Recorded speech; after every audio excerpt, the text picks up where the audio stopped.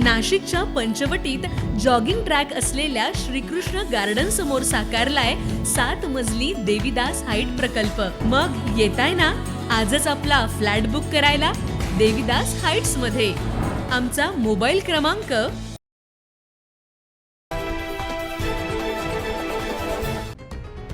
गेल्या आठवड्याभरापासून नाशिक शहरात रस्त्यांवरील खड्ड्यांचा प्रश्न पुन्हा एकदा ऐरणीवर आलाय। शहरातील खड्ड्यांमुळे तब्बल 4 ते 5 नागरिकांचा मृत्यू झाल्याची दुर्दैवी घटना घडली। एकीकडे रस्त्यांवर खड्डे असताना दुसरीकडे रस्ताच खचत असल्याच्या घटना देखील समोर येऊ लागल्या।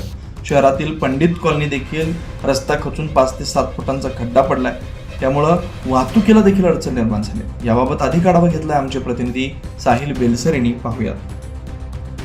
नाशिक शहरातील खड्ड्याचा प्रश्न आता ऐरणीवर आलाय।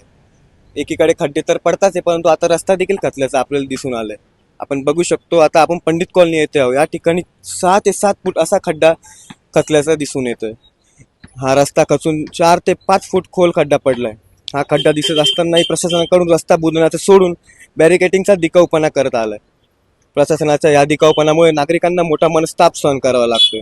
याआधी रस्त्यामुळे 4 ते 5 जणांचा मृत्यू झाला असूनही प्रशासन नागरिकांच्या जीव जाण्याची वाट बघतोय की काय, असा प्रश्न आता उपस्थित होत आहे। आणि असेच खड्डे बुजवण्याचे काम न झाले तर नागरिकांना मोठा त्रास सहन करावा लागणार आहे। कॅमेरा पर्सन योगेश समी, साहिल बेलसरे, 9 न्यूज महाराष्ट्र, नाशिक।